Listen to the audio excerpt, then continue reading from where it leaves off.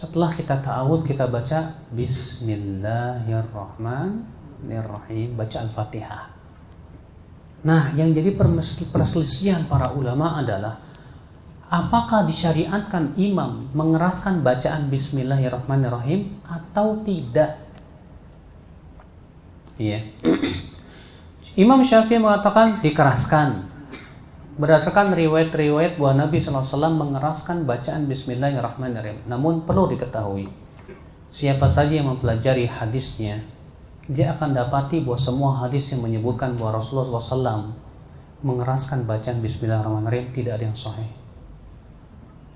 Tidak ada yang sahih satupun juga, Pak. Makanya Ibnu Hajar mengatakan, Imam Ibnu Qayyim berkata, hadis-hadis yang menyebutkan bahwa Rasulullah mengeraskan bacaan Bismillahirrahmanirrahim itu tidak lepas dari dua keadaan. Ada yang sahih gamblang tapi tidak sahih. Ada yang sahih tapi tidak sahih, tidak gamblang. Ya. Sementara jumhur ulama dari pendapat Imam Malik, Imam Ahmad dan Abu Hanifah mengatakan bahwa Bismillahirrahmanirrahim itu tidak disyariatkan untuk dikeraskan. Berdasarkan hadis Anas bin Malik dari hadis riwayat Muslim, bahwa Anas berkata, aku sholat di belakang Rasulullah, Abu Bakar, Umar, Uthman, Ali, fakanu yastaftihuna bilhamdillahi rabbil alamin. Mereka memulai bacaannya dari ucapan alhamdulillahi rabbil alamin. Dalam suatu riwayat, fakanu la yaqra'una bi bismillahirrahmanirrahim. Mereka tidak membaca bismillahirrahmanirrahim. Dalam riwayat Ibnu Khuzaimah dijelaskan, fakanu la yajharuna bismillahirrahmanirrahim. Mereka tidak mengeraskan ucapan bismillahirrahmanirrahim. Anas bin Malik yang sholat selama hidupnya di belakang siapa? Rasulullah. Terus siapa lagi? Abu Bakar, Umar, Utsman, Ali. Ternyata kata Anas, satu pun di antara mereka tidak ada yang mengeraskan bacaan bismillahirrahmanirrahim. Atas dasar ini pendapat mayoritas ulama mengatakan berarti ini tidak disyariatkan dikeraskan. Yang sunnah itu disirkan. Tetap baca bismillah. Ya. Ada juga perselisihan ulama, apa bismillahirrahmanirrahim itu apa termasuk Al-Fatihah apa enggak? Yang sahih dan rajih termasuk berdasarkan riwayat Baihaqi, di mana Rasulullah mengatakan wa bismillahirrahmanirrahim ayatun minha. Bismillahirrahmanirrahim itu termasuk salah satu ayat Al-Fatihah. Itu yang paling kuat. Lalu kita baca Al-Fatihah. Dan baca Al-Fatihah termasuk rukun. Termasuk apa? Rukun. Nabi mengatakan la sholata liman lam yaqra' bi Fatihatil Kitab. Tidak sah salat bagi mereka yang tidak membaca Al-Fatihah.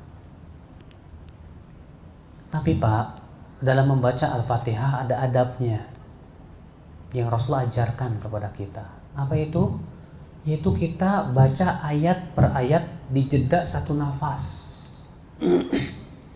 Kita ucapkan begini, Bismillahirrahmanirrahim. Alhamdulillahi rabbil alamin. Ar-Rahmanir-Rahim. Maliki yaumiddin. Itu Nabi yang Nabi lakukan begitu. Disebutkan dalam riwayat Muslim bahwa Allah Ta'ala berfirman dalam hadis qudsi, qasamtu shalah baini wa baina 'abdi nisfain. Aku membagi Al-Fatihah antara aku dan antara hambaku dua. Idza qala 'abdi, apabila hambaku mengucapkan alhamdulillahirabbil alamin, Allah akan menjawab, hamidani 'abdi, hambaku memujiku. Apabila hamba mengucapkan ar-Rahmanir-Rahim, Allah akan menjawab, athna alayya 'abdi, hambaku menyanjungku. Apabila hamba mengucapkan maliki yaumiddin, Allah akan menjawab, majjadani 'abdi, hambaku memuliakanku. Apabila hambaku mengatakan iyyaka na'budu wa iyyaka nasta'in, Allah akan menjawab, ini antara aku dan hambaku.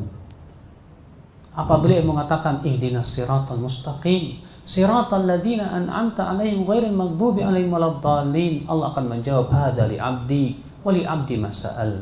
Ini untuk hambaku dan hambaku akan mendapatkan apa yang ia minta. Jadi Pak, setiap bacaan Al-Fatihah itu Allah akan menjawab. Makanya disyariatkan begitu. Waladdallin, disunahkan kita ucapkan apa? Amin. Kalau di sholat sir. Kalau jahar.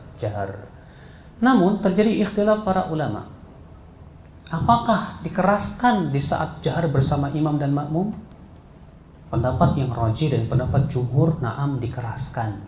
Berdasarkan riwayat di antaranya Abu Daud dan yang lainnya, bahwa Rasulullah mengeraskan ucapan amin dan memanjangkannya, ya, sampai-sampai bergetar masjid itu terdengar. Iya. Maka dari itu disyariatkan. Tapi disyariatkan enggak, Ustaz? Kita mengucapkan Allahumma gfirli amin. Kalau masyarakat ada kan Pak ya? Waladhdallin Allahumma gfirli amin. Ada hadisnya, tapi hadisnya apa? Pertama mauquf. Yang kedua hadisnya juga terdapat padanya perawi-perawi yang lemah. Tidak bisa dijadikan hujah. Ya. Makanya yang rajih tidak perlu membaca itu.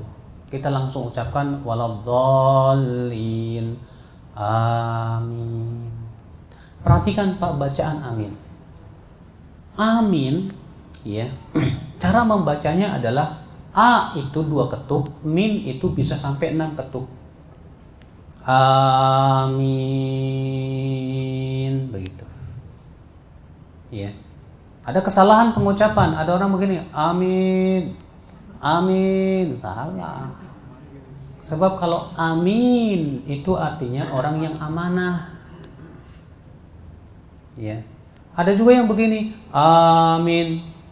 Salah juga. Karena artinya salah, beda lagi. Kalau amin artinya ya Allah amankan. Tapi kalau amin artinya ya Allah kabulkan. Ya. Jadi salah pendeknya, panjang pendeknya aja udah fatal tuh Pak. Ya. Ininya apa namanya? Artinya salah sudah. Itu kadang ada orang berdoa, amin, amin, amin. Apaan sih? Amin apa-apaan sih itu? Ya kalau orang paham bahasa Arab, ya orang ngaco banget sih. Iya. Ikhwata Islam, azakumullah wa iyyakum. Kemudian setelah membaca Al-Fatihah, sebagian ulama mengatakan disunahkan imam untuk menjeda antara Al-Fatihah dengan surat. Tapi ketahui Pak bahwa hadisnya pun lemah, tidak ada yang sahih. Maka tidak disyariatkan. Iya. Cuma jadi permasalahan adalah Ustaz, boleh apakah makmum wajib baca Al-Fatihah di belakang imam atau tidak? Itu jadi ikhtilaf lagi para ulama Pak. Ya, Imam Syafi'i mengatakan wajib baca Al-Fatihah baik salat jahar maupun sir. Dasarnya hadis la salat liman lam yaqra bi Fatihatil kitab. Tidak sah salat bagi mereka yang tidak baca Al-Fatihah. Imam Abu Hanifah mengatakan makmum enggak boleh baca sama sekali. Dasarnya apa? Hadis bahwasanya bacaan makmum sudah ditanggung imam. Ya udah kalau tanggung ngapain baca lagi? Sementara Imam Ahmad tengah-tengah. Apa kata Imam Ahmad? Kalau sholat dikeraskan, ya keras bacaannya, diam. Berdasarkan ayat, wa idza quri'al Qur'anu fastami'u lahu ansitu. Apabila dibacakan Al-Qur'an, yaitu diperdengarkan bacaannya kepada kita, maka dengarkan dan diam. Tapi kalau imamnya dia tidak mengeraskan, maka baca kita. Karena itu yang pada asalnya. Ya. Sehingga Imam Ahmad tengah-tengah antara madhab Syafi'iyah dan madhab Hanafiyah. Dan saya lebih condong kepada madhab Imam Ahmad ini Pak. Kenapa? Karena lebih menggabungkan dua pendapat. Ya. Sekarang kalau Bapak mengatakan, oh saya pendapatnya Imam Syafi'i, ya silakan, mangga. Ya, kan masing-masing ulama pun punya pendapat dalil yang sahih. Tapi yang pendapat yang saya pilih yang paling kuat pendapat Imam Ahmad bin Hanbal, karena lebih menggabungkan dua pendapat tersebut, ya, dari sisi pendalilan.